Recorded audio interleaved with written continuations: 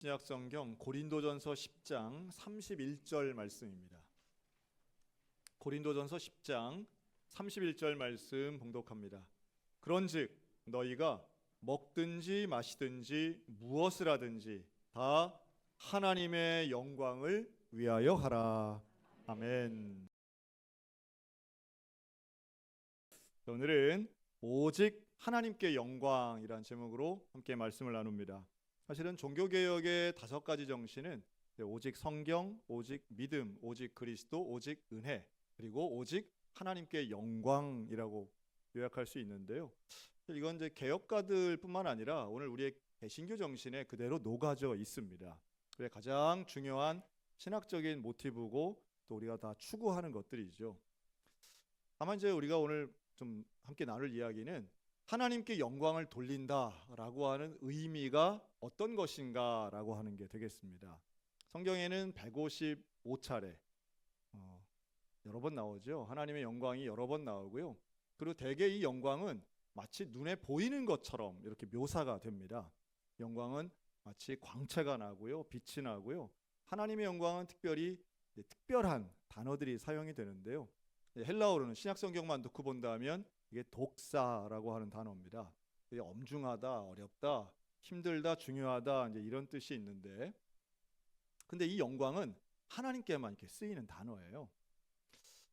그래서 이 사도 바울은 이 영광을 시각적으로도 이렇게 표현하는데, 모세가 그 얼굴에서 광채가 나면서 곧 가려질 영광이라는 표현이 나옵니다. 그러니까 마치 우리들은 이제 영광 이러면 막 빛이 번쩍번쩍 나고 후광이 나고 이제 이런 것들을 그래서 자연스럽게 좀 생각을 하는 거죠.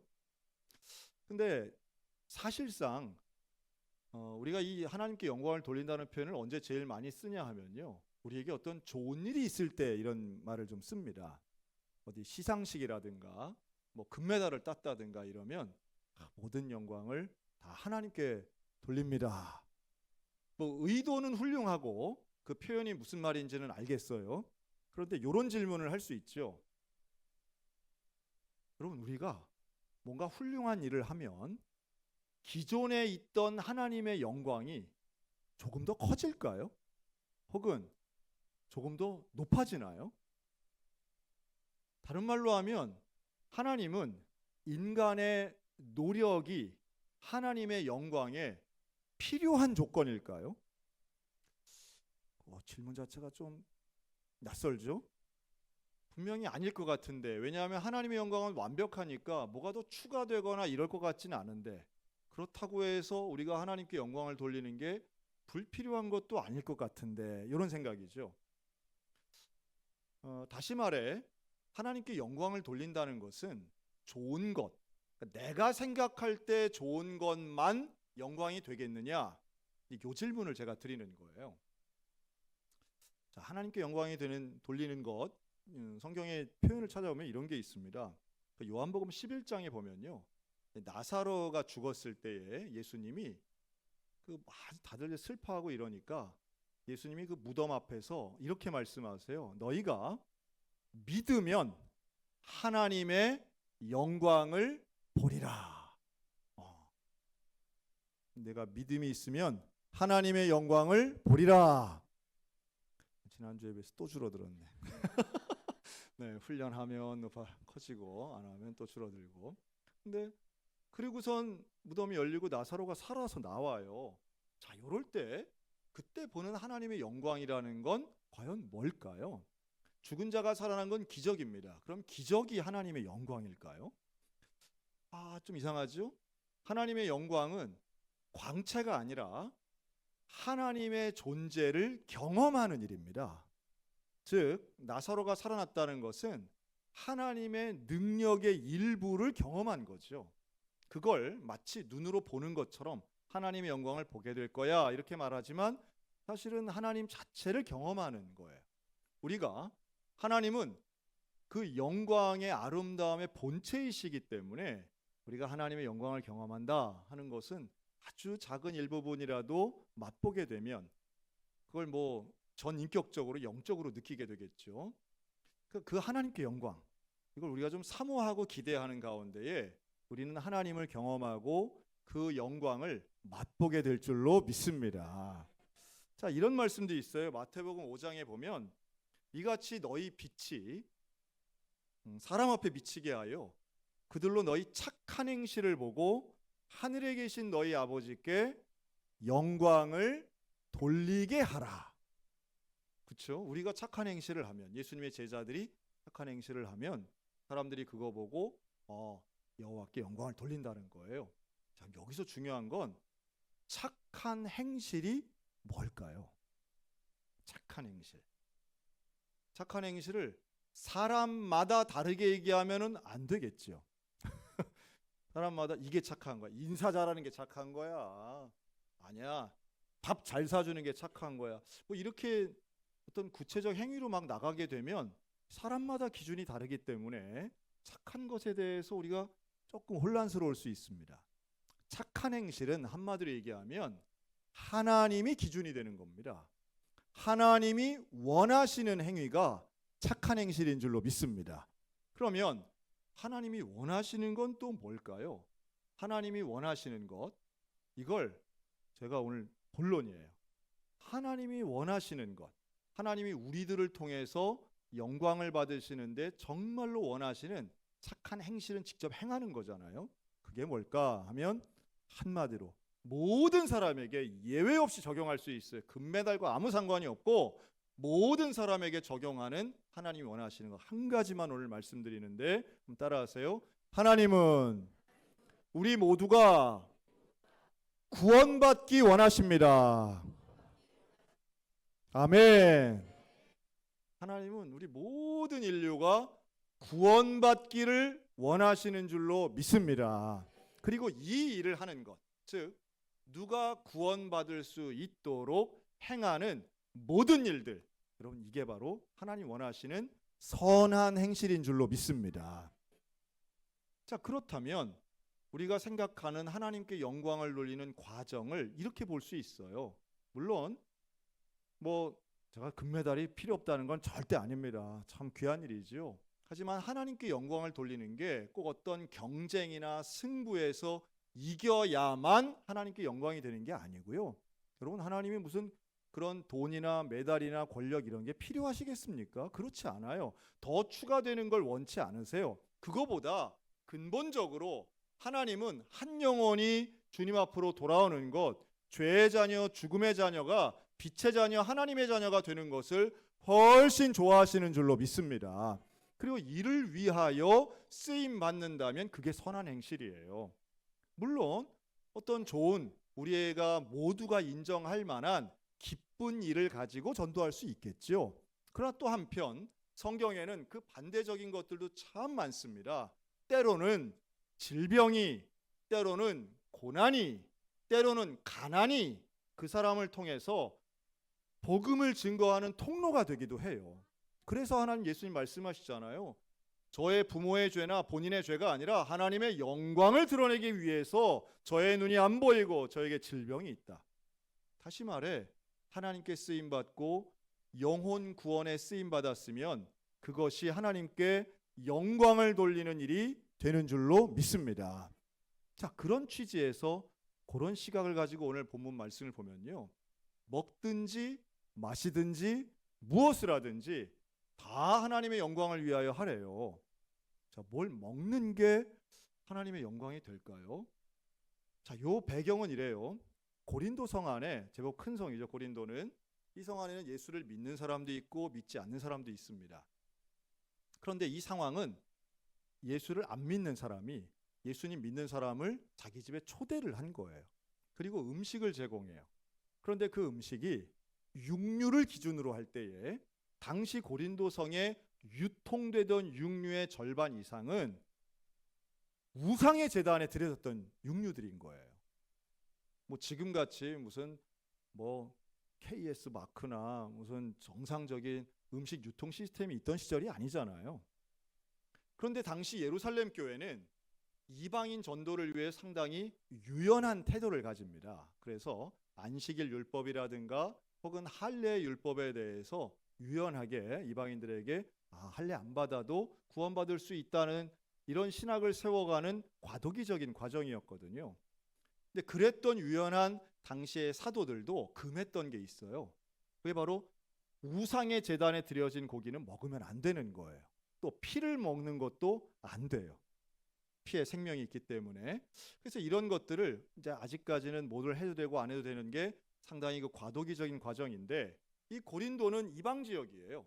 여기서 우상에게 제물로 드렸던 그 고기들이 유통되고 있었던 거죠. 자, 그런데 식탁 위에 올라온 이 고기를 보면서 이게 우상의 제단에 드려졌던 건지 그냥 일반 고기인지 구분할 수 있었을까요? 없어요. 없어요. 그럼 이걸 알 수 있는 방법은 뭐냐 하면 제공해주는 집주인한테 물어보는 거죠. 자, 그럼 이제 이게 이제 바울이 얘기하고 싶은 거예요. 불신자 가정에 초대받아서 정체를 알 수 없는, 고기는 건강한 고기예요. 위생적으로는 아무 문제가 없어요. 그런데 이게 우상의 제물에게 드려졌던 건지 아닌지. 1번, 이 고기는 어디서 사왔습니까? 이 고기는 누가 판 겁니까? 이거 우상 제물에 드려진 것 같은 느낌도 드는데 똑바로 말하시오. 내 눈 보고 말하시오. 누굴 거짓말을 하게, 누굴 지금 죄를 짓게 만들려고. 나는 이거 우상에게 제단 드렸으면 한 점도 먹을 수 없소. 그리고 아무래도 당신 말 못 믿겠소. 상을 뒤엎고 나간다. 1번. 2번은 아무것도 묻지 않고 맛있게 먹고, 맛있게 먹은 후에 내 얘기 좀 들어보시오. 나는 예수님을 믿고 구원받았습니다 하고 복음을 전한다. 2번. 1번이에요, 2번이에요. 지금 바울이 얘기하는 건. 여기서 핵심은요, 우상제단에 올려지고 먹으란 얘기는 아니에요. 그걸 알면 먹지 않아야 되는데 묻지 말라는 거예요. 그걸 질문하지 말라는 거예요. 꼬치꼬치 그거를 질문해가지고 내가 생각하는 율법의 기준에 맞추지 말고 한 영혼이라도 주님 앞에 돌아오도록 네가 묻지 말고 덕을 세우며 전도하라는 게 핵심이에요. 제가 이제 담임 목회 시작한 지 얼마 안 됐을 때에 총동원주의를 했어요. 그랬더니 몇 분이 나오셔가지고 새로 나와서 교회 등록을 하셨어요. 그 중에 한 분이 이제 어르신 할머니가 계셨는데 그 할머니 집에 제가 처음으로 신방을 갔습니다. 이분도 교회를 생전 처음 나오신 거고 뭐 목사가 자기 집에 오는 것도 처음이었어요. 그런데 그 집은 일반 그 적산가옥보다도 조금 더 오래된 아주 낡은 집이었는데요. 혼자 사시는 할머니셨어요. 근데 그 집에는 빈 방들이 여러 개가 있었는데요. 그 전에는 이제 월세라고 그러죠. 이제 사골세를 받아서 달세라고 그 지역에서는 그렇게 표현했는데 달세 받아서 생활하셨던 할머니였는데 그 집에 갔더니 워낙 시설이 낡아가지고 아무도 안 사는 거예요. 세입자가 없는 그런 집이었어요. 가난하셨죠. 그런데 그 방들이 많아가지고 이 방에 뭐가 있나 하고 열어봤더니 놀랍게도 방 하나에는 닭 한 마리가 살고 있어요. 웬 닭이 있어요? 그랬더니 키우는 거래요. 반려동물 아니고요. 잡아 먹으려고 키우신 거예요. 그래서 이제 그래도 이렇게 닭한테는 넓은 거죠, 방이. 작은 방이지만 야, 이렇게 동물 복지를 또 이렇게 키우시네. 신기하다. 닭 한 마리 키우는데 그 옆에 이제 생활 공간에서 같이 예배를 드렸어요.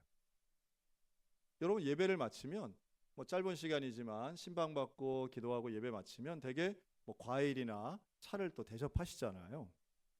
근데 이 할머니 어르신이 저한테 두 가지를 내주셨는데 하나는 그 한 마리 닭이 낳은 계란이었어요. 달걀. 그거 하나 생계란 이거 하나 하고 또 하나는 냉장고에서 뭘 꺼내시는데 캔맥주를 이렇게 꺼내시는 거예요. 캔맥주 파란색 카스. 그런가? 너무 이렇게 정성스럽게 작은 저한테 딱 주시는 거예요. 그래서 제가 이걸 받아놓고 제가 질문을 했죠. 성도님 평소에 이거 좋아하세요? 그랬더니 이 할머니가 하시는 말씀이 나는 맥주는 입에도 안 된대요. 자기는 소주하고 막걸리만 마시는데. 그러시냐. 근데 왜 맥주를 사셨어요? 그랬더니 목사님 젊은 분이시니까 젊은 사람은 이걸 좋아해서 자기 손주도 좋아하고 이거 좋아하시니까 자기가 생전 처음 직접 맥주를 샀다는 거예요. 자, 그러면 그 이제 시원하게 된 맥주예요.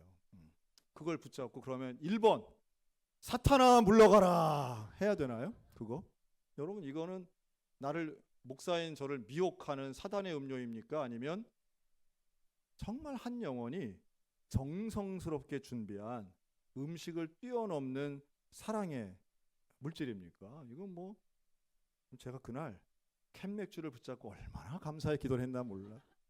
정말 그 차가, 아니, 괜히 안 붙잡고 해도 되는데 그걸 붙잡는 순간 너무 손이 차가운데 또 내려놓기도 그러고, 정말 열심히 기도했습니다. 하나님, 목사에게 처음으로 그 70여 년 사신 인생 중에 처음 주신 거잖아요. 그거를. 근데 또 다음 집도 있고 그래서 운전도 해야 돼서 제가 이건 정말 너무 아까워서 제가 못 마시겠습니다. 제가 집에 꼭 가지고 가서 아끼고 제가 잘 사용하겠습니다 하고 계란만 하나 이제 깨먹고 그걸 챙겨서 왔어요. 막 궁금하신 분들이 있을 거예요. 그거 어떻게 했는지. 나중에 이제 저한테 물어. 그럼 그런 거죠. 사실은 음식 자체가 뭐가 부정하거나 혹은 거룩하거나 이게 따로 있는 게 아니라고 저는 생각합니다. 특별히 하나님께 영광을 돌린다라고 하는 이 사도 바울의 태도는요, 너무도 위대해서 사실은 그가 평소에 가졌던 율법주의자적인 지론과는 완전히 다르죠. 그런데 놀랍게도 고린도전서 11장으로 넘어가면요, 또 먹는 얘기가 나오는데 그게 바로 성만찬에 대한 이야기예요. 이 고린도 교회 안에 분쟁이 있고 당파가 있었거든요. 당시에 성만찬은 어떻게 했느냐 하면 각자 빵과 포도주를 가지고 와서 성만찬을 나눕니다. 애찬식이죠. 그런데 그때에 부유하게 사는 사람은 질 높은 비싼 포도주, 좋은 빵 가지고 오고요. 가난한 사람은 그것도 잘 못 가져왔다고 그래요. 그러다 보니 친한 사람들끼리 혹은 부자들끼리 좀 먹었던 경우도 있었던 것 같습니다. 사도 바울이 이걸 지적하면서요, 18절에 고린도서 11장 18절에 분쟁, 19절에 파당 짓는 너희들이 성만찬을 갖다 먹을 때에 27절 성만찬에 합당치 않게 서로 간에 미워하는 마음 가지고 있으면 너희들이 성찬을 먹었더라도 그건 죄가 되느니라 라고 말해요. 여러분, 바울의 이 시각이 얼마나 특별한지 몰라요. 우상의 제단에 드려졌던 거라도 네가 복음 전하는 사람이 되면 그거 먹어도 되지만, 네가 성만찬에 참석했어도 사람 미워하고 이웃 미워하면 너 그거 죄가 되는 거야. 이 바리새인이었던 사도 바울이 지금 얼마나 태도와 신학과 인식이 변화되어 있는지 몰라요. 어떻게 변화됐을까요? 하나님이 원하시는 방향으로 달라져 있어요. 그 하나님이 원하시는 방향은 다름 아닌 한 영혼이 구원받는 것인 줄로 믿습니다. 한 영혼이 구원받는, 즉 십자가의 예수 그리스도의 부활의 복음을 증거하는데 걸림돌이 된다면 그거 내려놓게 하는 거예요. 그래서 32절, 오늘 읽은 10장 32절, 너희는 교회에 거치는 자가 되지 말라고 지적하잖아요. 그럼 누가 거치는 자가 됐을까요? 바로 먹는 거 가지고 시비 거는 사람들이에요. 복음 전파하고 전도하는데 그거 가지고 시비 걸고 따지고 이걸 율법적으로 옳으니 그르니 따지는 사람들, 거치는 자가 되지 말라고 말해요. 놀랍게도 33절, 너희는 자기의 유익을 따라 살지 말고 많은 사람의, 다른 사람의 유익을 구해서 그 많은 사람들이 구원을 받도록 하라. 여기에 방점이 있어요. 바울의 관심은 내가 율법을 지키고 다른 사람 율법 안 지키는 거 정죄하는 사람 되지 말고, 율법이 아니라 복음으로 구원받도록 이제 예수 그리스도의 십자가 사건이 일어났으니 그것을 전하는 사람이 되어서 다른 사람 하나라도 구원시켜라 라고 말씀하고 있는 거예요. 여러분, 오늘 우리들도, 저도 목회하면서 나도 나이가 들었구나 라고 생각할 때가 있는데요, 그건 바로 타인의 잘못을 지적하고 싶은 마음이 생길 때입니다. 그런데 따지고 보면 그렇게 큰 잘못도 아니고 잘못도 아닌데요, 내 눈에 보이니까 그런 거예요. 뭔가 꼬투리를 잡고 싶은 마음이 있어요. 나는 아는데 저 사람 모르는 것 같아. 내가 옳은데 저 사람은 틀린 것 같아. 이럴 때에 뭔가 지적해주고 싶을 때가 있어요. 근데 오히려 그게 하나님 보실 때는요, 그 쓸데없는 짓이고 쓸데없는 말들이 훨씬 많거든요. 그러지 말고 한 영혼을 구원하는데 너의 삶이 정말 선교적 삶이 되고 전도적 삶이 되기 위해선 한 사람이라도 더 품어야 돼. 그리고 오히려 바울은요, 교회 안에 있는 사람이 아닌 교회 밖에 있는 사람을 하나라도 더 품을 수 있도록 고린도 교회를 향해 엄격하게 말씀하고 있어요. 오늘 저는 우리 소양교회가 참 좋은 교회가 되기를 원하는데요, 그 좋은 교회 되는 유일하면서도 가장 온전한 방법은 하나님 사랑, 이웃 사랑을 실천하는 일입니다. 그리고 그 하나님 사랑, 이웃 사랑을 실천하는 최고 정점에 뭐가 있느냐? 복음 전파가 있는 거예요. 하나님은 우리 모두가 구원받기를 원하시기 때문에 한 영혼을 구원하는 데 쓰임 받는 그 사람이 주의 영광을 위하여 사는 사람이 될 줄로 믿습니다. 그래서 우리가 지금 스타리버 전도하잖아요. 가서 전도 부스 벌써 26일이 지났습니다. 야, 이제 며칠 안 남았어요. 우리 부스 유지할 수 있는 게 한 달 조금 남았는데요. 초반기랑 지금이랑 이제 중반기가 됐죠. 근데 좀 많이 분위기가 좀 달라졌어요. 참여하시는 분들이 얼마나 많은지 몰라요. 우리 권사님들은 거기에 사람이 아무도 없는 빈 상태가 되는 걸 용납하지 못하시는 분들이 많아. 그래가지고 아침에 그냥 새벽 예배 나왔다가 거기부터 가가지고 지키는 게 사명이신 분들이 지금 많아요. 제가 얼마나 고마운지 몰라. 참 감사해요. 그런데 있다 보면 계속 사람들이 옵니다. 오고 또 바뀌고. 자, 그런데 요즘 들어서 확실히 좀 분위기가 달라진 것 중에 하나가 뭐냐 하면 어린 자녀들을 데리고 오는 엄마들이 많다는 거예요. 어린 자녀, 초등학생, 미취학 아동, 중학생 자녀를 데리고 옵니다. 엄마들이. 한두 집이 그러면 제가 얘기 안 하는데 상당히 많이 옵니다. 놀라지 않으셔서 그러는데 많이 옵니다. 자기 자녀들을 데리고. 그리고 와가지고요, 우리가 전도 패키지를 만들었는데 그 선물 상자 안에 뭐 손소독제, 뭐 우리 전도용 물티슈 이런 거 넣는데 편지를 써서 넣어요. 그런데 이 아이들이 와가지고 그 편지를 쓰는 거예요. 학교 다 갔다 와서. 저녁에 와요. 저녁에. 밤에 와요. 밤에. 어제도 밤 9시까지 애들이 있었어요. 편지를 씁니다. 그 초등학생이에요. 제가 물어봤어요. 야, 이거 쓰는 거 그 여기 나와서 이렇게 앉아있는 거 그렇잖아요. 그 남의 아파트 지하에 와가지고 그 천막 있는 거기에 와서 앉아있는 게 뭘 그렇게 초등학생, 중학생들한테 신나는 일이겠어요. 그런데 얘가 뭐라는지 아세요? 재밌어요. 그러는 거예요. 제가 그 엄마한테 물어봅니다. 어떻게 애들을 다 데리고 왔느냐? 그랬더니 이 엄마가 그래요. 전도 훈련을 시키고 싶다는 거예요.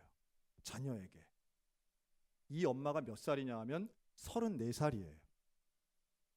34살. 자, 우리 옆 사람에게 34살이랍니다. 34살이래요. 34살. 34살 엄마가 그 5살 반 되는 그 아들을 끌고 와가지고 같이 전도하고 있어요. 그런 집이 얼마나 많은지 몰라요. 2명 데리고 3명 데리고 4명 데리고 오고 4명 데리고 왔는데 우리 김태환 목사님 또 데려오지만 4명인 애들 다 끌고 오는 거예요. 제가 참 감사하더라고요. 제가 이런 사람들이랑 같이 목회를 하는구나. 야, 이런 일꾼들을 하나님 보내주시는구나. 30대 애기 엄마가 포대기 두르고 전도한 거는 1980년대에만 있었던 일인 줄 알았는데 그게 아니라 지금 현재구나. 현재구나. 지금 이렇게 복음을 증거하는 걸 신나게 생각하고 중요하게 생각하는 30대 엄마들이 있구나. 제가 얼마나 감사한지 몰라요. 그리고 가서 복음을 전해요. 전도용품을 전합니다. 전도 교육을 시키겠다는 그 엄마를 보면서 제가 확신 있게 드는 생각이 있어요. 그 와가지고 엄마 따라서 전도하는데 온 이 아들이 또 이 딸들이 여러분 나중에 엄마 나이가 됐을 때 무슨 직업을 갖고 얼마의 연봉을 받을지는 전 잘 몰라요. 하지만 제가 확실히 말씀드릴 수 있는 건 우리 엄마는 하나님의 영광을 위해서 일했던 엄마야. 저는 분명히 자녀들에게 저 영혼 깊은 데서부터 존경받는 부모가 될 수 있다고 저는 확신합니다. 가장 거룩한 일, 하나님이 원하시는 일, 가장 기뻐하시는 일을 하는데 그걸 가지고 자녀들이 부정적으로 생각할까요? 저는 그런 증거들이 우리 교회 숱하게 많다고 생각해요. 어제 토요일 오후에는 우리 교회 청년부 예배가 있습니다. 매주 토요일 오후 4시마다 청년부 예배가 있는데요. 어제 우리 청년부 예배에는 특별한 강사가 초청됐어요. 네, 특강 강사였는데 간증을 하셨어요. 우리 교회의 대표 주치 현대 아산넷과 김은진 원장이 어제 특강을 했습니다. 그 강의 내용은 어릴 때 참 가난하고 힘들게 살았지만 뭐 공부했던 이야기, 또 공부하고 예수님 영접한 이야기, 이런 이야기가 대부분이었지만 끝부분에 우리 김은진 집사님이 돌아가신 아버지 이야기를 하는 거예요. 이제 다음 주 11월 3일이 되면 우리 김두수 장로님 돌아가신 지가 만 4년 되거든요. 그런데 이 아버지에 대해서 이야기하는 겁니다. 우리 아버지는 성결교회와 예수님을 사랑하셨던 아버지였습니다. 우리 아버지는 교회밖에 모르셔서 교회의 모든 것을 갖다 바치고 자녀를 돌보는 것보다도 더 교회를 섬기는 것에 힘을 내셔서 돈도 못 버시고 우리를 좋은 학원에 보내시지도 못하셨습니다. 하지만 항상 우리 아버지는 우리에게 이렇게 말씀하셨습니다. 돈 벌려고 병원하는 거 아니다. 교회 충성하는 게 더 먼저다. 당부하셨고, 불신자 예비 신랑을 데리고 가서 인사시키던 첫날에 예수 믿겠다고 약속하면 이 결혼 허락하겠다고 말씀하셨던 아버지라는 거예요. 그러면서 병원을 하든 뭘 하든 교수를 하든 박사를 하든 복음 전파하는 게 먼저라고 그 큰 목소리로 늘 말씀하셨다는 거예요. 어릴 때는 그게 부담이 되기도 하고 그거 그렇게 듣기 좋은 소리 아니었지만 지금은, 여러분 지금 그 김은진 집사님 매일 새벽마다 나와요. 새벽 예배 나오면서 바쁜 병원 생활을 하면서 복음을 전하는 지금은 그 아버지 가장 존경한다고, 지금도 이 본당에서 아버지 앉으셨던 자리만 봐도 자기 눈물이 난다는 거예요. 감사하죠. 여러분, 자녀가 부모를 존경하고 자녀가 돌아가신 부모를 기억할 때 뭘 기억하겠습니까? 우리 아버지는 연봉이 높았어요. 우리 아버지는 직장에서 뭐 승진을 잘했어요. 여러분, 이런 거 가지고 기억하는 자녀들은 없어요. 왜냐하면 우리도 그렇게 우리의 부모를 기억하지 않기 때문이에요. 어떤 자식이 부모의 사회적 지위를 기억하겠습니까? 내 앞에서 보여줬던 말과 행동, 내 평생토록 봐왔던 그 부모의 일관된 하나님을 향한 사랑과 충성과 헌신, 그거 보는 거예요. 그런데 그 놀라운 충성과 사랑과 헌신이 다름 아닌 복음에 집중되어 있더라는 거예요. 저도 많이 생각나요. 우리 김두수 장로님은 저하고 같은 광산 김가여가지고 저만 보면 손이 얼마나 컸어요. 대표 기도만 하시면 세계를 지배하고 우주를 정복한다고 말씀하셨잖아요. 여러분, 오늘 하나님께 영광을 돌리는 건 그건 다름 아닌 한 영혼 구원하는 선교적 삶을 살아가는 선한 행실이 우리의 삶 가운데 있어야 될 줄로 믿습니다. 또 우리를 통해 한 영혼이 주님 앞으로 나온다면 이것만큼 귀한 일은 없는 것이지요. 뭘 먹든지 무엇을 마시든지 상관없겠지만 그것이 상관 있도록, 한 영혼과 상관 있도록, 전도와 상관 있도록 살게 된다면 우리는 무엇을 하든지 하나님께 영광되는 인생이 될 줄로 믿습니다. 그리고 그 인생은 하나님께 착취당하는 인생이 결코 아니고, 내가 무슨 노력하고 일해서 하나님께 다 갖다 바치고 나는 노예 같은 삶 절대 아니라는 거예요. 그것은 세상이 줄 수 없는 가장 큰 기쁨과 만족이 있고 가장 온전한 영광이 임하는 일이라는 말씀이죠. 주의 영광을 위하여 살면 주의 영광의 일부를 경험하는 우리는 세상이 줄 수 없는 가장 귀한 삶으로 충만케 될 것입니다. 여러분 그 영광을 사모하며 오늘도 주님과 동행하는 믿음의 성도들 다 되시기를 주님의 이름으로 축원합니다. 아멘. 기도하겠습니다.